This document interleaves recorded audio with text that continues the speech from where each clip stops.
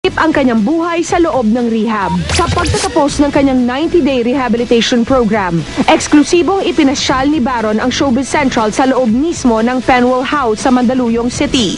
Ito ang rehab facility na nagsilbing tahanan ng aktor habang hinaharap ang kanyang adiksyon, ang pagkakalulong sa alkohol.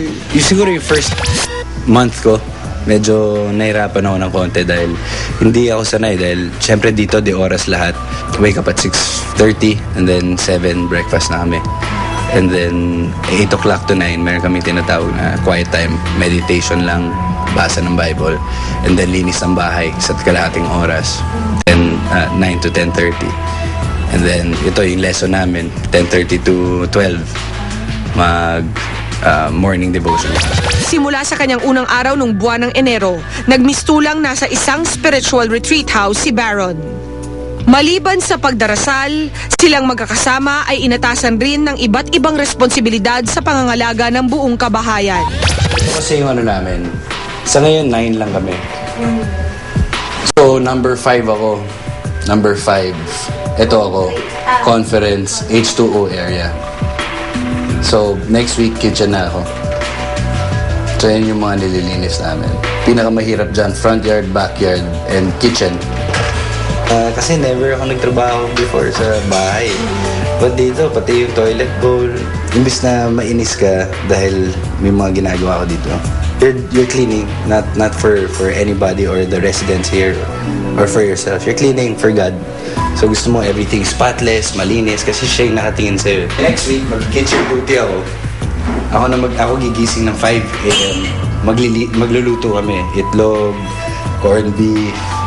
So, next week, yan ang pinakamahirap na trabaho dito. Papakainin mo minsan 15 lalaki. Luto ka para sa kanila.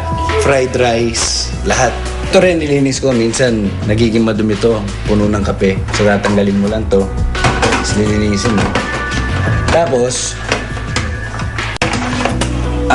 ako rin nagpapalit nito. Ipinakita din ni Baron ang mga bagay at ibang gawain na naging bahagi na ng kanyang rehabilitation program sa pang-araw-araw.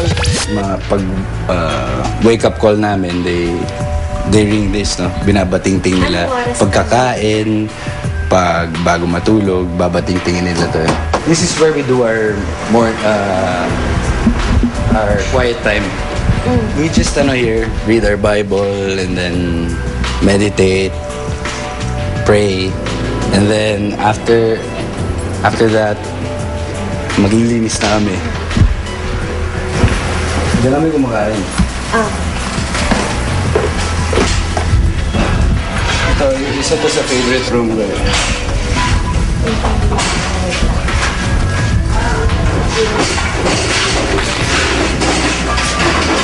Boxing lang kami dito.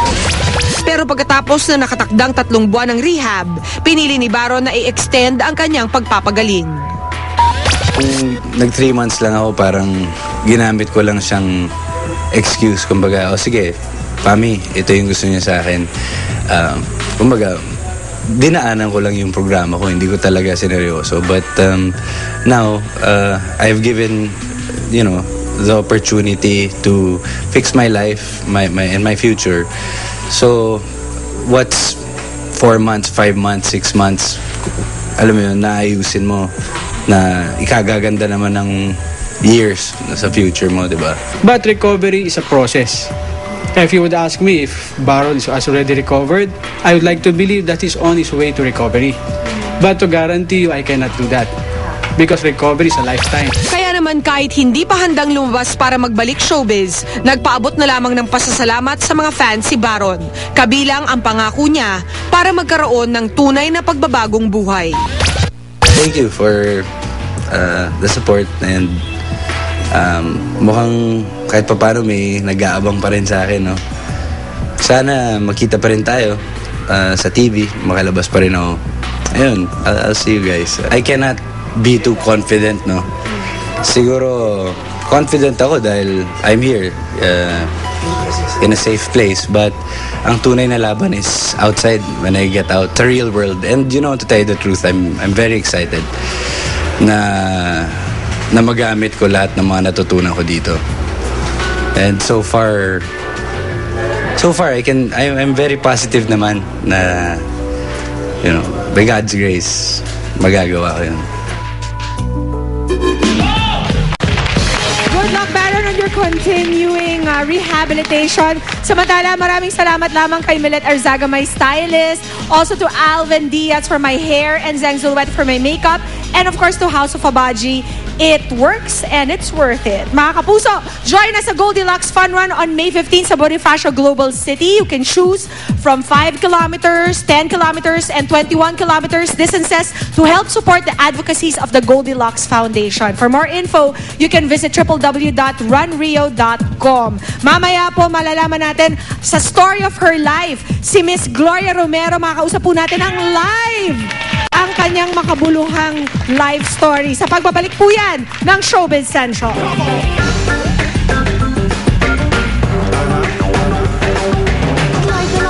Miss Gloria Romero, ang sikreto ng most admired and most enduring star sa the story of your life. American Idol winner, Lydia Wise, magko-concert sa Pilipinas.